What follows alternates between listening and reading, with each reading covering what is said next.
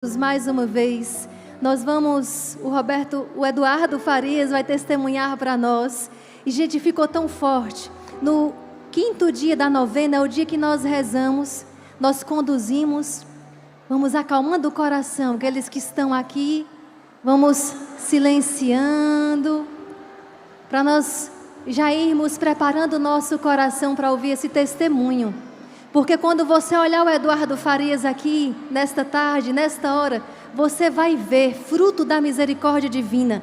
Você vai ver em formato de pessoa o que a misericórdia divina gerou. A misericórdia, o amor, a bondade, a verdade se encontraram e geraram esse fruto que é esse nosso irmão. Ex-pastor protestante convertido ao catolicismo. Aqui, na Casa da Misericórdia, nós só temos que louvar a nosso Senhor. Vamos então rezar uma Ave Maria para acalmar o nosso coração e ouvirmos esse testemunho com calma, com atenção, porque quando tocamos a história de alguém, nós tocamos a misericórdia de Deus que encontrou aquela vida. Vamos então rezar, tá bom? Ave Maria, cheia de graça, o Senhor é convosco. Bendita sois vós entre as mulheres, bendito é o fruto do vosso ventre, Jesus. Santa Maria, Mãe de Deus, rogai por nós, pecadores, agora e na hora de nossa morte. Amém. Enquanto o Eduardo vai chegando, esses lencinhos aqui, que é para o louvor, estão sendo vendidos por aí. Vocês podem adquirir, tem quantidade limitada, para na hora do louvor nós assinarmos, tá certo? Mas vamos então pedir o Espírito Santo sobre o Eduardo. Pedir, vem, doce Espírito, vem, Santo Espírito, vem sobre este nosso irmão, que os raios da misericórdia divina venham sobre ele, dando unção, sela as palavras, sela esses lábios, Jesus, que hoje te louvam, que hoje agradecem o retorno à casa, ao seio católico. Vem, Santo Espírito,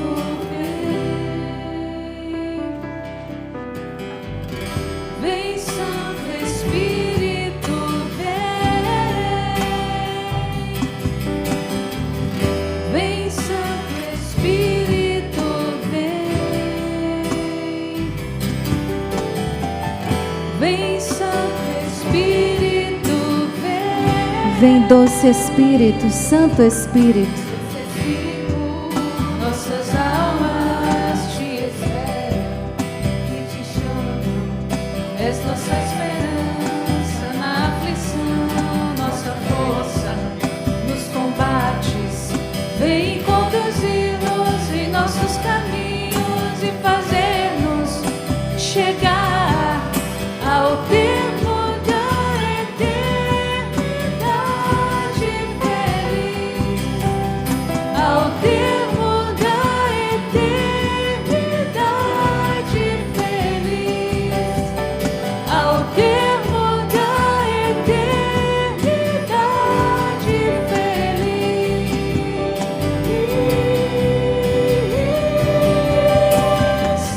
Vem, Santo Espírito, vem. Clama. Vem, Santo Espírito, vem. Vem, Santo Espírito, vem. Vem, Santo Espírito, vem. Aleluia, aleluia. Se aprofundar na história é deixar de ser protestante. Essa frase foi dita por São João Henrique Newman há mais de 100 anos. Esse ex-pastor anglicano, que se tornou católico, se tornou inclusive cardeal, recentemente foi canonizado pelo Papa Francisco. E essa frase tem se mostrado profética desde que ela foi proferida. Se aprofundar na história é deixar de ser protestante. Boa tarde, meu irmão. Boa tarde, minha irmã. Eu sou o professor Eduardo Faria. Eu quero saudar também as pessoas que nos acompanham pelo YouTube, milhares de pessoas nos acompanhando pelo YouTube, milhares de pessoas nos acompanhando pelo Instagram. Recebam o nosso carinho, o nosso abraço. E eu tenho um pequeno apostolado no Instagram, e o objetivo desse meu apostolado é ajudar você a conhecer, amar e defender a fé católica. E eu tenho dito e repito que o meu objetivo com esse apostolado não é trazer protestantes para a Igreja Católica. Eu tenho dito isso e repito. O meu objetivo é fortalecer católicos. O meu objetivo é fazer com que católicos se apaixonem cada vez mais pela fé que o Senhor Jesus nos deixou. Mas, mesmo esse não sendo o meu objetivo, diariamente eu recebo testemunhos após testemunhos de irmãos nossos, protestantes, que estão chegando à plenitude da fé, de irmãos nossos protestantes que estão retornando para o lar, retornando para casa. E isso tem acontecido.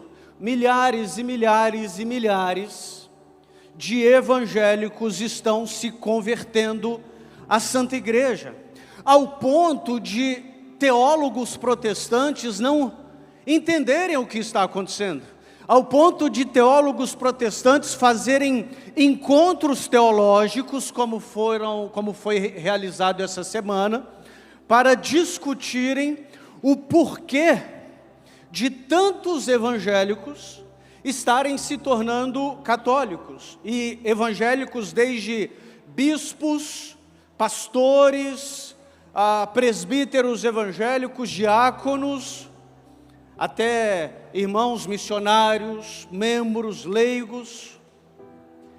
E é interessante porque essa semana eu assisti umas dessas elaborações. Por que que tantos evangélicos estão se tornando católicos? E é interessante os motivos que foram elencados. É por uma questão psicológica.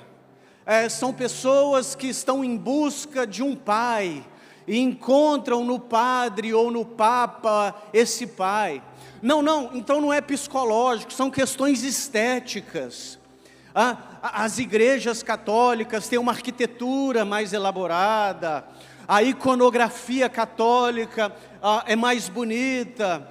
Então diz, é uma questão histórica, psicológica, estética, tentam arrumar todo tipo de motivo, só esquecem de um detalhe. Tantos evangélicos estão voltando para casa, porque a Igreja Católica de hoje é a mesma igreja que o Senhor Jesus fundou. Não deixe ninguém dizer algo diferente disso para você. Dói o meu coração quando eu ouço falar de um católico que saiu da Santa Igreja e foi para o outro arraial, abdicando da comunhão dos santos, abdicando do amor de Nossa Senhora, abdicando do próprio Cristo que vem ao nosso encontro na Sagrada Eucaristia. E é interessante porque a gente vê muito essas histórias, né? Não, eu era católico e hoje eu vim para a igreja evangélica, e vocês católicos, vocês adoram imagem, vocês são idólatras e etc, etc, etc. Aí você vai conversar com a pessoa. Você era católico? Sim, eu era católico. Você ia à missa todo domingo, né? Não, todo domingo não. Tá, mas você leu a Bíblia toda? Não, toda não. Tá, mas você então leu o catecismo pelo menos? Não, também não. Não era católico nada. Você não era católico nada? Você não se deu ao trabalho de estudar um pouquinho acerca da sua fé? Larga e vai embora falando, não, eu era católico, eu sei do que se passa lá. Era nada. Eu quero contar um pouquinho da minha história para vocês, narrando um pouquinho no tempo que eu tenho nessa tarde, acerca de como que um anticatólico convicto, eu era um anticatólico convicto, se torna devoto de Nossa Senhora de Guadalupe, se torna devoto de Santa Teresinha do Menino Jesus. E eu pretendo narrar um pouquinho da minha história e como que isso aconteceu. Eu nasci em 1981, fiz 40 anos ano passado, cresci num lar não religioso, pais muito amorosos, muito queridos, mas um lar que não tinha uma prática religiosa, pelo menos de frequentar a igreja. Eu aprendi a amar a Deus, a amar ao próximo, mas a gente não tinha nenhuma prática religiosa. E como a maioria dos lares brasileiros, eu fui batizado com 1 ou 2 meses de idade, fui batizado na Santa Igreja. Então as pessoas me perguntam, Eduardo, há quanto tempo você é católico? Há 40 anos. Com 2 meses de vida, eu fui batizado na Santa Igreja. Mas eu cresci na década de 80, eram os tempos, não tive frequência à igreja, e com 16 anos de idade, eu me tornei presbiteriano. Com 16 anos de idade, eu comecei a frequentar a igreja presbiteriana, e diante de uma mensagem do pastor, acerca do caminho estreito e do caminho largo, acerca do sacrifício de Jesus, e do convite para caminhar pelo caminho estreito, eu decidi render a minha vida a Jesus com 16 anos de idade, na igreja presbiteriana. E queridos, eu não nego essa experiência. Vocês nunca vão me ouvir dizendo que o que aconteceu na minha vida na igreja evangélica não foi de Deus, porque foi um processo que se iniciou. As comunidades protestantes têm a Bíblia Sagrada, ou pelo menos boa parte dela. As comunidades protestantes têm o batismo, e lá eu disse uma coisa para Jesus que eu não sabia que ia me custar tão caro. Com 16 anos de idade eu disse, Senhor Jesus, a minha vida é tua, e o que o Senhor mandar eu vou fazer. Cuidado com as coisas que você promete para Deus. Eu não sabia que isso ia custar tão caro. Isso eu tinha 16 anos. E logo novo, 17, 18, eu comecei a me sentir vocacionado para o ministério pastoral. Fui líder de jovens, fui professor da EBD. Alguém sabe o que é EBD? Alguém falou aí, pode falar mais alto? Escola Bíblica Dominical. Eu fui professor da EBD, líder de adolescentes, líder de jovens, e fui para o seminário para estudar, para ser pastor. E concluí o seminário em 2009, em 2010 eu fui ordenado pastor. Fui ordenado pastor no dia 30 de outubro de 2010, em celebração da Reforma Protestante. Não sei como que a gente celebra um divórcio, né? Mas é isso que se celebra. Celebração da Reforma Protestante. E eu me dediquei ao pastorado na igreja presbiteriana com muita sinceridade de coração. Eu tinha certeza de que eu estava cumprindo a vontade de Deus. E eu tenho certeza que, de certa forma, eu pude ser instrumento de Deus em famílias que estavam se destruindo, e eu pude levar uma palavra de restauração. Pessoas que estavam envolvidas com vícios, e eu pude evangelizá-las e discipulá-las. Mas eu preciso, antes de continuar, contar para vocês como que, infelizmente, a igreja protestante entende a fé cristã, a história do cristianismo e o porquê da existência da igreja protestante. Vou tentar contar para vocês em 2 minutos, 1500 anos de história, segundo a igreja protestante nos ensina, e detalhe, segundo eu ensinava para as pessoas. Funciona da seguinte maneira: o Senhor Jesus se encarnou, viveu uma vida perfeita, morreu na cruz pelos nossos pecados, ressuscitou, subiu aos céus, derramou o Espírito Santo, e os apóstolos saíram pelo mundo conhecido, plantando igrejas, anunciando a salvação, e a igreja foi fiel no século I, no século II, no século III, até que no século IV aconteceu uma coisa terrível. Constantino se converte, a igreja ganha liberdade religiosa, e a partir do século IV, começam a entrar uma série de heresias na igreja. Coloque quantas aspas você quiser, tá? Que heresias são essas?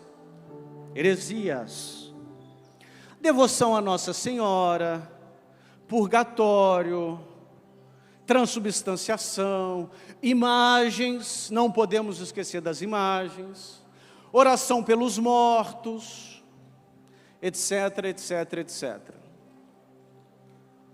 Vocês já devem ter ouvido falar disso. Ter imagem é errado. Devoção a Maria é errado.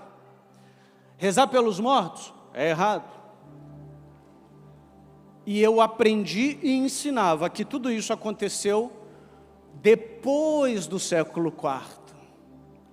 E a igreja foi se afastando de Deus, ou usando um termo que um teólogo protestante brasileiro usa, a igreja se degenerou.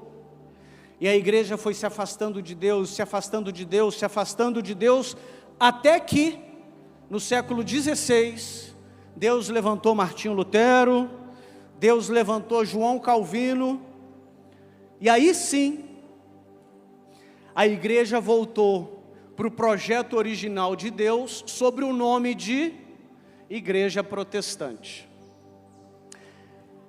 Foi isso que eu aprendi, é isso que é ensinado há mais de 500 anos pela Igreja Protestante, e é isso que eu ensinei.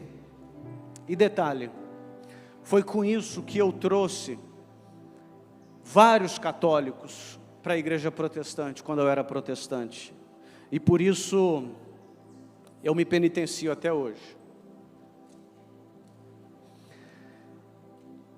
Porém, aconteceu uma série de eventos na minha vida que me trouxeram para a realização do que de fato é a Igreja de Jesus.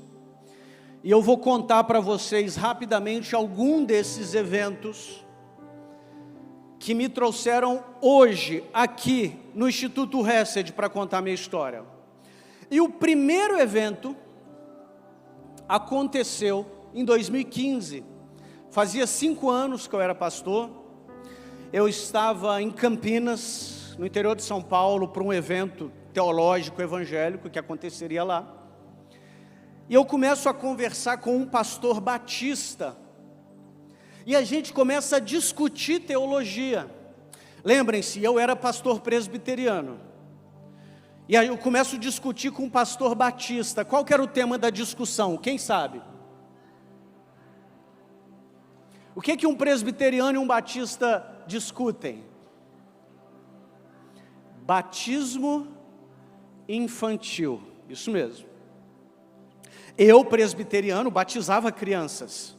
O batista, vocês devem saber, não batiza crianças. E a gente começou a discutir. E qual que era a nossa única fonte de autoridade, né? Segundo nós criamos, a Bíblia, sola Escritura. Então eu citava uma série de versículos de um lado, e ele citava uma série de versículos do outro. E perceba que o problema do sola Escritura, queridos, essa história de eu só acredito na Bíblia, sabe o que isso significa na verdade? Eu só acredito naquilo que eu entendo da Bíblia. Somente a Bíblia nada mais é do que somente o que eu entendo da Bíblia. Então eu citava a Bíblia de um lado, ele citava a Bíblia de um outro. Eu defendia o batismo de crianças de um lado e ele defendia de outro. Até que eu lancei um argumento que, na minha opinião, ia resolver tudo. O argumento histórico. Lembra que eu disse para vocês que na nossa visão protestante, o século 1, 2 e 3, a igreja tinha sido fiel? Eu lancei mão do argumento histórico e falei para ele: meu irmão, há registros nos documentos dos padres da igreja, da patrística, do século II, de batismo infantil, porque ele insistia que o batismo infantil era um erro da igreja católica e da Idade Média. E eu falei, não, desde o século II a gente vê registro de batismo infantil. E a resposta que ele me deu tirou o meu chão, simplesmente tirou o meu chão. Ele disse o seguinte: Eduardo, você está correto, mas se você for usar o argumento da ancestralidade da prática para justificar a prática, você vai ter que aceitar também devoção a Maria, oração pelos mortos e imagens. Eu falei, como é que é? Aí ele repetiu: se você for usar o argumento da ancestralidade da prática para justificar a prática, você vai ter que aceitar também devoção a Maria, oração pelos mortos e imagens. E a minha resposta foi: como assim? E a resposta dele foi: assim. Desde o século II, nós vemos que os padres da igreja rezavam pelos mortos, eram devotos de Maria, e tinham imagens. Ou você nunca viu o retrato de uma catacumba do século II? Cheio de imagem na parede. E eu disse, eu não sabia disso. Aí ele disse assim, e nem por isso você, meu amigo presbiteriano, aceita essas coisas ou aceita? E eu gaguejando, não aceito.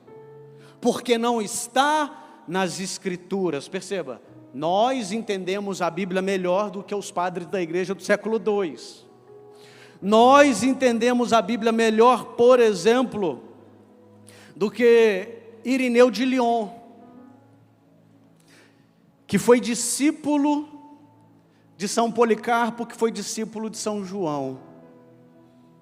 Olha o que Irineu de Lyon, percebam, queridos, Irineu de Lyon foi discípulo de Policarpo, que foi discípulo de São João. Olha o que ele disse: da mesma forma que Eva foi seduzida para desobedecer a Deus, Maria foi persuadida a obedecer a Deus, por ser ela, a Virgem Maria, advogada de Eva. Assim, o gênero humano que foi submetido à morte por uma virgem, foi liberto da morte por uma virgem, tornando-se contrabalanceada a desobediência de uma virgem pela obediência de outra virgem. Assim, a desobediência de Eva foi resgatada pela obediência de Maria. O nó que a virgem Eva atou com a sua incredulidade, Maria o desatou com a sua fé. Irineu de Lyon escreveu isso no século II. Mas não, eu hoje entendo melhor do que Irineu de Lyon, entendeu?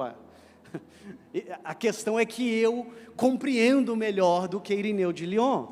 Me perdoem pela ironia, queridos, mas não dá. E esse foi o primeiro evento. O segundo evento aconteceu no ano seguinte, no ano de 2016, quando eu fui pregar uma série de mensagens na igreja que eu pastoreava, a igreja presbiteriana, lá em Juiz de Fora, no interior de Minas. E eu fui pregar uma série de mensagens sobre o credo apostólico. Credo apostólico, Eduardo? Sim. Os protestantes históricos, e eu era protestante histórico, os protestantes históricos subscrevem ao credo apostólico. É bem verdade que com algumas interpretações muito particulares em alguns pontos, creio na comunhão dos santos, creio na Santa Igreja Católica. Não, o católico não é bem isso que você está entendendo, mas subscreve. E quando eu fui fazer essa série de mensagens, série de reflexões sobre o credo, eu fui estudar, não necessariamente o credo em si, mas a redação do credo. Nós sabemos que a redação do credo foi desenvolvendo com o tempo, era uma fórmula de confissão batismal dos primeiros séculos que foi ganhando corpo.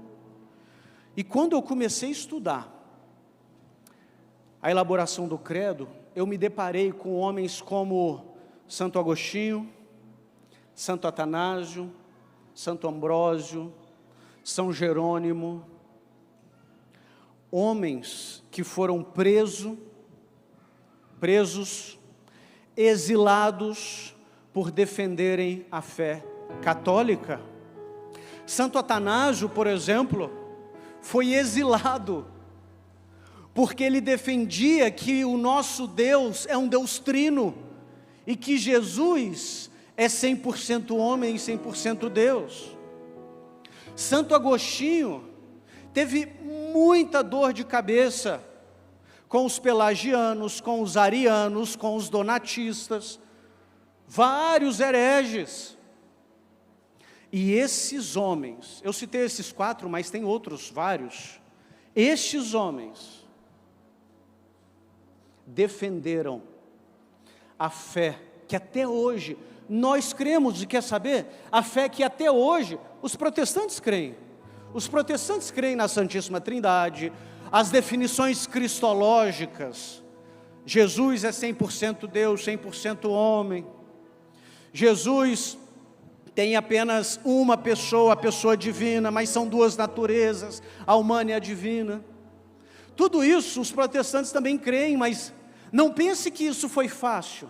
Ao longo da história da igreja, muitas e muitas disputas teológicas emergiram. E se hoje eu e você cremos num Deus trino, se hoje eu e você cremos que Jesus é o próprio Deus encarnado, é por causa de homens como, não somente eles, mas dentre vários, Santo Agostinho, Santo Atanásio, São Jerônimo, Santo Ambrósio. E você pode pensar assim: não, Eduardo, não é por causa deles, é por causa de Deus. Sim, eu creio que é por causa de Deus, mas eles foram a instrumentalidade humana. E enquanto eu estudava a vida desses santos, eu senti saudade de algo que eu não conhecia. Eu pensei, por que eu não sou da linhagem espiritual desses homens? E eu percebi que tinha algo de errado. Mas aconteceu um terceiro evento também, que foi um desgosto que começou a brotar dentro de mim, com o movimento protestante mundial. Sabe por quê? O movimento protestante mundial, queridos, não tem uma autoridade de fé. Eles dizem que é a Bíblia, mas, como eu já disse para vocês, dizer que eu creio só na Bíblia é dizer que eu creio só naquilo que eu entendo da Bíblia.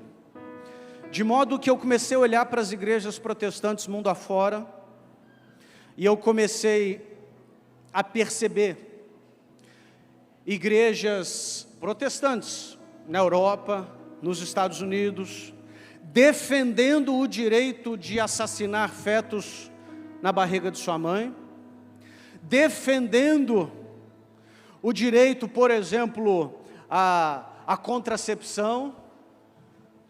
E é interessante que, vou pegar o exemplo da contracepção, até 100 anos atrás, todas as igrejas protestantes eram contra a contracepção.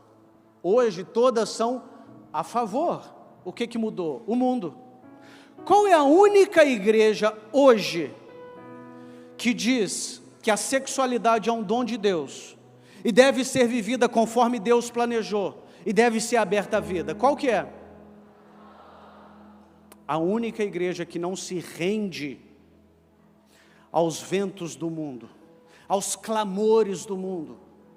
Isso me impactou também. E por fim, E eu diria que esse foi talvez o momento mais impactante nessa jornada. Eu era pastor no Rio de Janeiro. Aliás, eu fui para o Rio de Janeiro para estabelecer uma igreja presbiteriana lá. Morava no bairro de Ipanema. E um casal se converte na igreja que eu era pastor. E esse casal quer se tornar membro da igreja. E eu digo, ok, sejam bem-vindos, e por isso vocês vão ter que ser batizados. E o rapaz diz, ok, pastor, eu quero ser batizado. E a moça diz, não, pastor, eu já sou batizada. Eu falei, você já é batizada? Ela, sim, eu sou batizada na igreja católica. Aí eu falei, então, deixa eu te explicar. O batismo católico não é válido. Eu não consigo nem falar isso com a cara séria hoje, gente. O batismo católico não é válido. Mas a igreja a qual eu pertencia não considera válido o batismo católico. E eu disse para ela, se você quiser ser membro da igreja, você vai ter que ser batizada, porque o seu batismo católico não é válido. E quer saber de uma coisa? Entre nós aqui, não espalha não. Eu já tinha dito isso para dezenas, talvez centenas de pessoas ao longo da minha carreira pastoral. E sabe o que as pessoas me diziam? Ok, vamos batizar? E essa moça me disse, não, pastor, eu já sou batizada, eu não aceito ser batizada de novo não. Batismo é um só.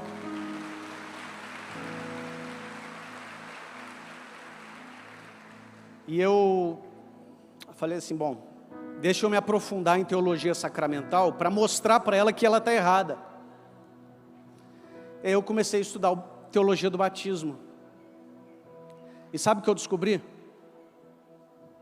Que muito embora a igreja que eu era pastor não aceite o batismo católico, a igreja católica aceita o batismo presbiteriano, o batismo batista, o batismo metodista, porque é feito no nome do Pai e do Filho e do Espírito Santo, é feito com água, é feita com o ministro correto, com a intenção correta.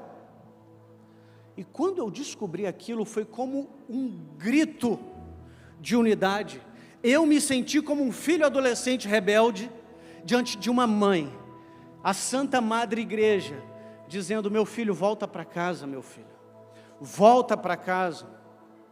E a partir daí, eu comecei a estudar, e eu comecei a descobrir, por exemplo, que a igreja primitiva praticava não o sola escritura, mas sim aquilo que eles aprendem na Bíblia, mas também aquilo que eles ouviram dos lábios de Jesus, e também aquilo que o colégio apostólico decidia. Atos 15, nós vemos isso, surge uma demanda doutrinária, eles se reúnem para decidir. Eu descobri, estudando os pais da igreja, que eles eram devotos sim de Maria, como eu acabei de ler para você, que eles rezavam sim pelos mortos, desde sempre, que as imagens eram uma constante na prática religiosa deles.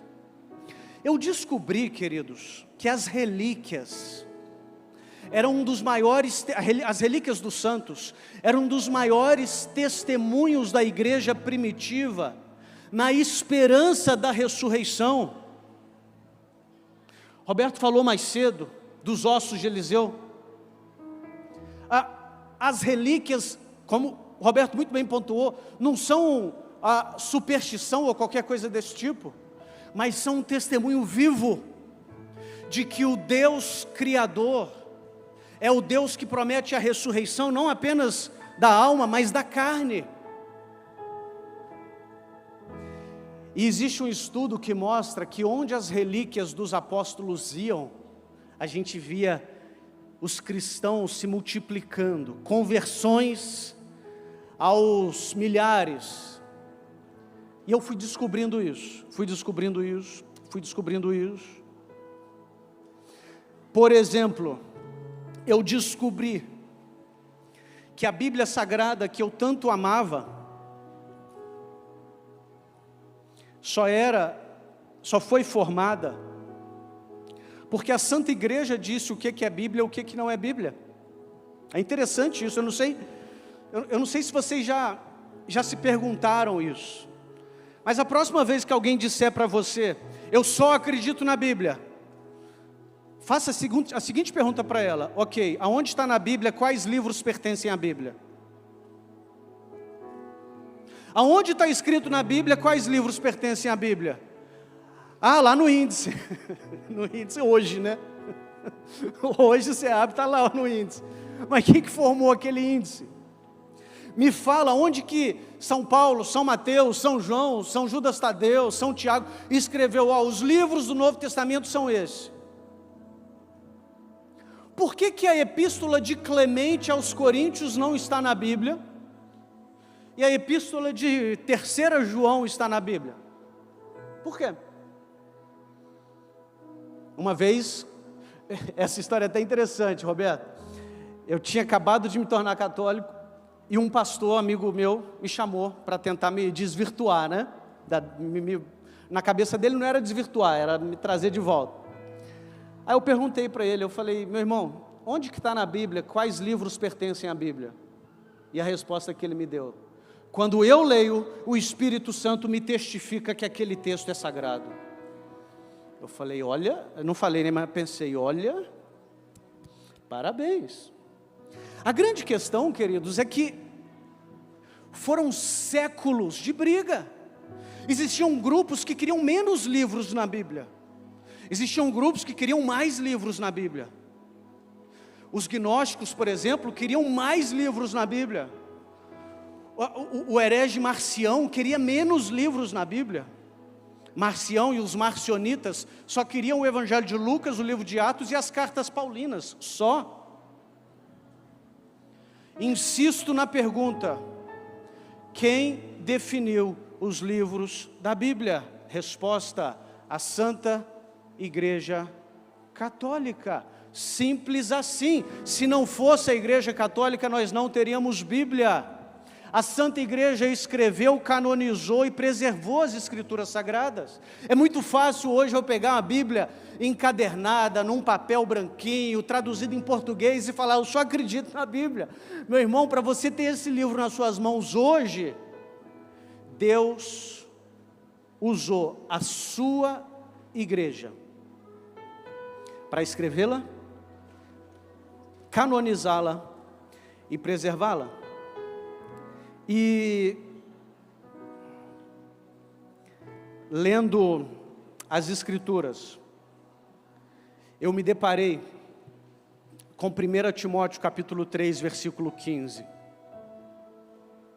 São Paulo escrevendo a Timóteo: todavia, se eu tardar, quero que saibas como deves portar-te na casa de Deus, que é a igreja, coluna e sustentáculo da verdade. A coluna e o sustentáculo da verdade não é a Bíblia, é a igreja que nos deu a Bíblia. Perceba, quando eu digo isso, eu não estou menosprezando a Bíblia, queridos. É importante vocês saberem disso. Que alguém pode pensar: o Eduardo está dizendo que a Bíblia não é tão importante assim. Não, de forma nenhuma. A Bíblia é importantíssima no lugar dela. No lugar dela. Para você saber se algo é bom ou ruim, você precisa saber do propósito desse algo. Por exemplo, alguém me pergunta: esse celular é bom? Qual tem que ser a minha resposta? Depende. Para quê? É bom para usar como tábua de carne? Sim ou não? É bom para usar como raquete de ping-pong? Sim ou não? É bom para fazer ligação e mandar mensagem? É. De modo que quando eu pego a Bíblia e tiro-a do propósito para qual ela foi escrita, eu estou usando ela de maneira equivocada. E daí, 500 anos depois, a gente tem milhares e milhares de seitas que dizem que acreditam na Bíblia, mas com práticas absolutamente distintas umas das outras. A igreja do Deus vivo é a coluna e sustentáculo da verdade. Recentemente uma pessoa me perguntou no Instagram, depois você segue lá, professor Eduardo Faria. Eu sempre respondo perguntas do pessoal quando eu posso. E um protestante me perguntou: você acredita que a igreja católica é a única igreja correta? Eu devolvi a pergunta para ele. Eu falei o seguinte: você acredita que Jesus fundou apenas uma igreja ou fundou várias? Você acredita que Jesus é o cabeça apenas de um corpo ou de vários? E se ele fundou apenas uma igreja, onde que ela está? Estou aguardando a resposta até hoje.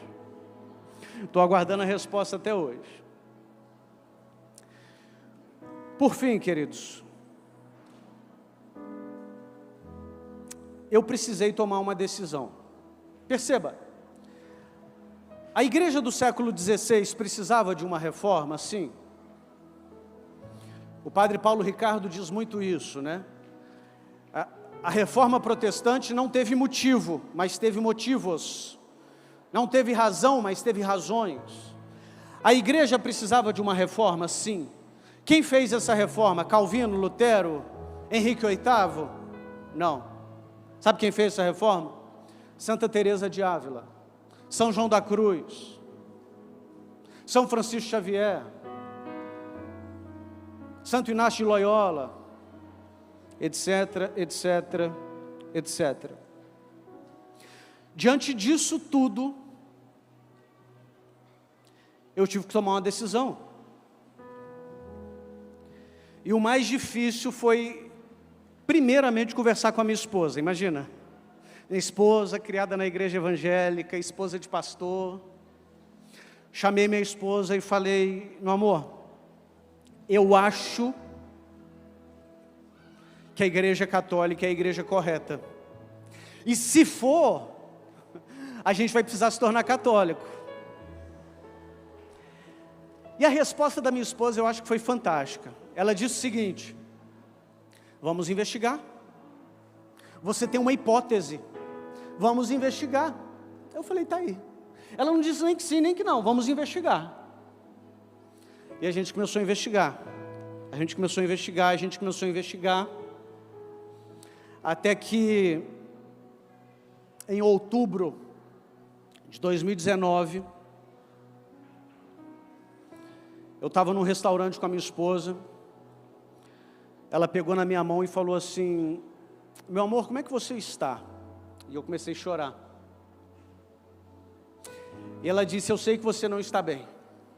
E eu sei por quê. Porque você quer se tornar católico e teme as consequências. Eu falei: é isso mesmo. Ela disse: eu não sei o que vem pela frente, mas eu estarei do seu lado. Onde fores, irei eu. Onde pousares, pousarei eu. O teu povo é o meu povo e o teu Deus é o meu Deus. A minha esposa, Natália, recitou para mim o voto de Ruth para a sogra dela e disse: eu estarei do seu lado. Natália está em casa agora nos assistindo com as nossas filhas. E eu digo, Natália, que se não tivesse o seu apoio, eu não teria chegado até aqui. Porque, perceba,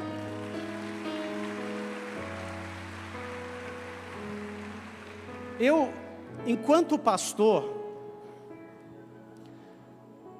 eu tinha casa, a igreja pagava o aluguel do meu apartamento, eu tinha plano de saúde, eu tinha INSS, eu tinha fundo de aposentadoria pastoral, tinha um bom salário, tinha tudo isso.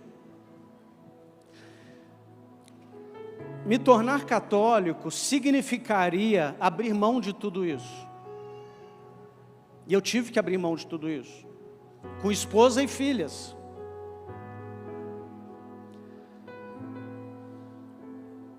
minha esposa suportou o peso dessa cruz comigo. Quase 40 anos de idade na época, eu fui morar na casa dos meus pais, ela estava no Rio fazendo um curso, ficou na casa da irmã. Não foi fácil. Mas em Mateus capítulo 13, versículo 44, o Senhor Jesus nos conta a parábola de um homem que encontrou um tesouro escondido num campo. E esse homem vai cheio de alegria e vende tudo o que tem e adquire aquele campo. Para que eu me tornasse católico, foi necessário eu vender tudo que eu tinha. Eu abri mão de absolutamente tudo. Mas posso contar uma coisa para vocês? Saiu barato. Saiu barato, porque eu encontrei um tesouro. Eu encontrei um tesouro na Santa Igreja Católica. Eu cheguei à plenitude de Cristo. Eduardo, você não tinha Cristo antes? Claro que eu tinha. Eu cheguei à plenitude de Cristo. Cheguei à plenitude de Cristo. Em Efésios, capítulo 1, versículos 22 e 23, e assim eu concluo a nossa conversa. Em Efésios 1, 22 e 23, São Paulo diz o seguinte: Deus colocou todas as coisas debaixo dos pés de Jesus e o designou cabeça de todas as coisas para a igreja, que é o seu corpo, a plenitude daquele que enche todas as coisas em qualquer circunstância. A igreja é a plenitude de Cristo. Tornar-me católico foi chegar à plenitude de Cristo. E tudo isso que eu contei para vocês poderia ser mais uma história de troca de caminhos, né? Mas eu quero que vocês se lembrem de duas coisas. Primeiro, Roberto falou mais cedo sobre a Arca de Noé. A igreja como a arca, né, Roberto? Já parou para pensar, Roberto? O cheiro dentro da arca, cheio de bicho, cheio de, né? Bicho, excremento. Imagina o cheiro, devia ser insuportável. Mas onde você preferiria estar, dentro da arca ou lá fora no dilúvio? Ah, porque o meu pároco isso, porque o meu grupo de oração aquilo, é muito problema, é muita confusão dentro da igreja. É problema, é confusão, sabe por quê que é problema e confusão? Porque a igreja é composta por mim e por você. Mas lá fora é bem pior. É bem pior. Segunda coisa, e mais importante, eu me tornei católico por uma série de razões. E isso é uma questão que os estudiosos, os sociólogos da religião não conseguem entender. Eu me tornei católico por uma série de razões. Mas eu me tornei católico principalmente porque só na igreja católica eu me encontro com o Cristo eucarístico, que vem ao meu encontro e se entrega como meu alimento. Vamos ficar de pé, vamos rezar juntos.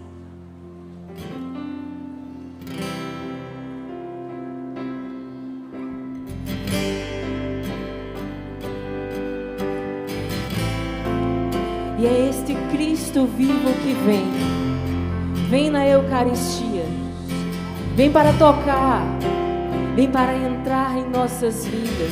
Aleluia. E transformar a nossa história. Esse Deus vivo, esse Deus que o nosso coração anseia, já vai preparando ajoelhando e entregando a tua vida, o teu coração, diante desse Jesus que veio, assim como apareceu aos discípulos, vem até nós, vem e diz: a paz seja contigo. É o ressuscitado misericordioso que entra. Vem Jesus e entra na nossa vida, entra no mais profundo dos nossos corações. Todas essas palavras, esses testemunhos edificam, mas vem aquele que transforma, aquele que nos deixa tocar o seu lado aberto, que deixou o seu coração ser rasgado para que nós tivéssemos esse acesso. Não mandou recado, veio Ele mesmo e vem a nós. E nós, com o coração grato, dizemos: vem Jesus, quero adorar, quero bendizer. Quero adorar, quero bendizer o teu santo nome, Jesus, Jesus. Quero adorar, quero bendizer o teu santo nome, Jesus, Jesus, Jesus,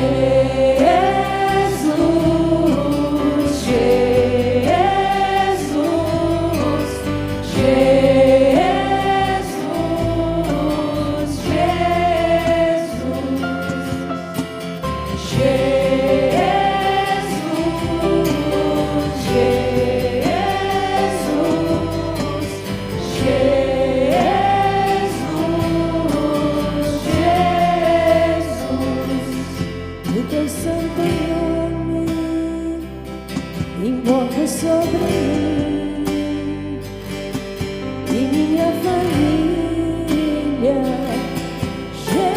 Jesus, o teu santo nome invoca sobre mim e minha família, Jesus, Jesus, Jesus,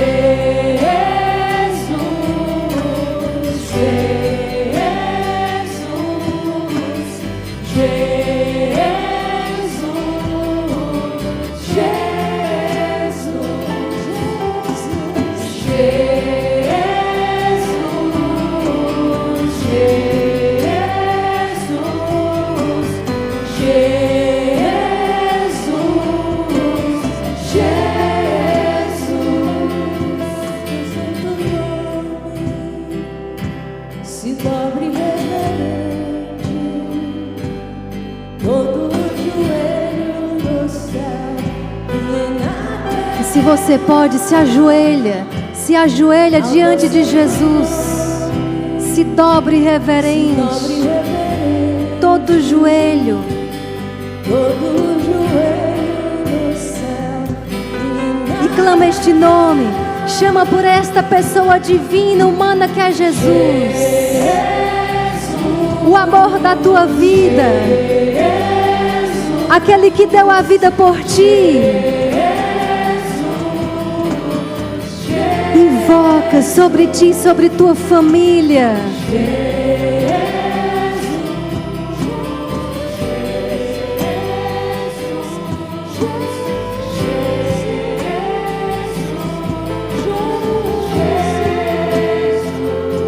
E que alegria ser filhos da igreja, que alegria ser filha da igreja. Vai deixando o teu coração crescer em gratidão por esse testemunho que acabamos de ouvir. Mas vamos levantar uma gratidão no coração por cada batida que na igreja católica enaltece Jesus na Eucaristia. Aqui Jesus está na Eucaristia para ser amado. Nessa festa da misericórdia, Jesus diz: vinde a mim, eu quero derramar graças, muitas graças mesmo sobre as almas. mas venham a mim. E com um único vaso se pode colher essas graças. É o vaso da confiança. Nós estamos chamando aquele nome que tem poder sobre todo nome. Seja qual for a tua realidade, seja qual for o teu sofrimento, a tua cruz, onde você esteja pregado, chama esse nome agora e diz: Jesus, derramai tua misericórdia sobre mim e a minha família. Jesus.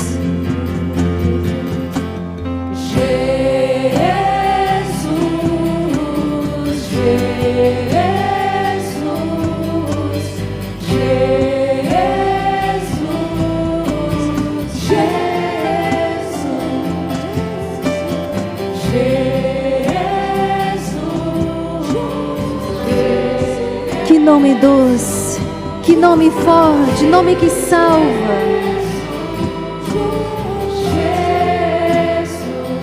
Você vai cantar a última estrofe mais uma vez, apresentando ao coração de Jesus aquelas pessoas pelas quais você tem rezado. Eu também trago, cada irmão e irmã também traz no seu coração alguém por quem reza. Por isso nós conhecemos as dores, nós conhecemos as feridas, e aqui diante de Jesus reconhecemos que somos nada. Jesus, Tu prometestes que derramaria a Tua misericórdia diante da alma humilde, sobre a alma que se reconhece nada, a alma que se reconhece necessitada de Vós. Nós queremos dizer que precisamos do Teu amor, precisamos da Tua misericórdia, precisamos da Tua misericórdia sobre os nossos. Converte, traz aquele esposo, traz aquele filho, traz aquela pessoa ao seio da Igreja Católica mais uma vez, porque nós não adoramos um pão nem vinho. Aqui bate um coração de carne, aqui bate um coração que te ama, aqui bate um coração que deseja, aqui bate um coração que atravessa a eternidade, um coração que atravessa a eternidade, para aqui, no tempo e na terra, encontrar outros corações que o amem. Apresenta a Jesus esta pessoa agora, e em nome dela, no lugar dela, dobra o teu joelho e diz: Jesus, eu confio que um dia essa pessoa estará te adorando na Eucaristia. E diz: ao teu santo nome se dobre reverente todo o joelho. Ao teu santo nome se dobre reverente todo o joelho no céu e na terra. Ao teu santo nome se dobre reverente todo o joelho no céu e na terra. E chama esse nome de Jesus, escreve esse nome no coração desta pessoa, escreve com o sangue de Jesus.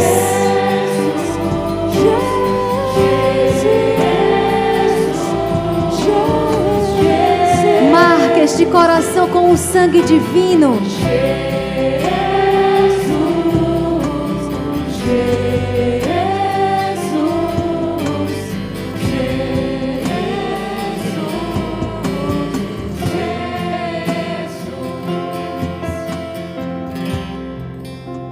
E depois de termos apresentados aquelas pessoas pelas quais intercedemos, eu te convido ainda, clamando o nome de Jesus, pedir por você.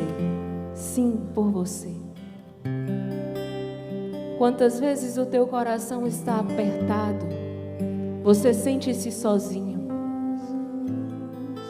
por algo que você fez, arrepende-se, mas acha que a misericórdia de Deus não é capaz de mudar. Mas Jesus vem hoje, na festa da sua misericórdia, dizer: a paz esteja contigo. Eu te espero. Eu desejo a tua presença. Eu desejo o teu coração. E convida a mim e a você a tocarmos neste coração, assim como convidou a Tomé. A tocar não somente com o dedo, como dizia o Roberto. Põe a tua mão. Põe a tua mão inteira. Põe a tua vida. Põe a tua história. Jesus não morreu na cruz de brincadeira. O irmão Luiz Maria conta uma história explicando o filho pródigo, que o filho teria dito ao pai: pai, não tenho coragem de retornar. Como um sinal, na cruz que nós conhecemos, na cruz que nós brincávamos, põe uma bandeira vermelha para que eu veja o sinal e possa retornar. E ele diz na narração que ele colocou a floresta inteira de vermelho. Mas nós temos não uma história, nós temos a realidade diante de nós. Nessa árvore bendita da cruz, Jesus não deu uma gota do seu sangue. Jesus deixou-se rasgar-se por inteiro. Jesus tornou-se esta grande bandeira vermelha, rasgado para dizer: foi por você, foi exatamente por você, não pelo seu vizinho, que eu me deixei rasgar. Não sobrou uma parte sem ser sangrada no corpo de Jesus. Não há pecado, não há pensamento, não há atitude que você tenha feito que Jesus não tenha chorado e tenha dito: eu paguei o preço. Entra, volta, eu paguei o preço. Volta para casa.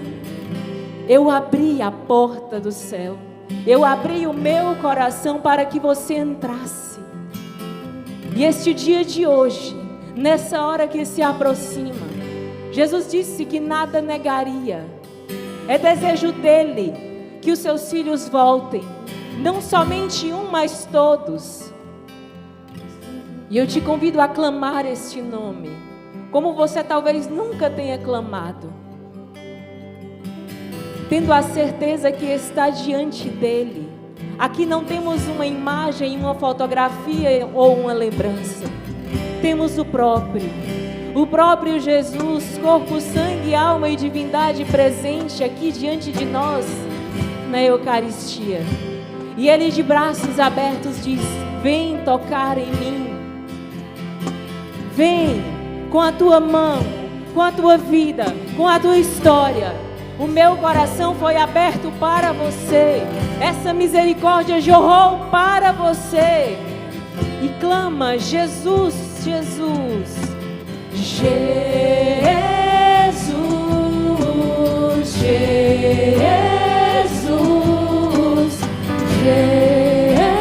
Jesus, Jesus, Jesus.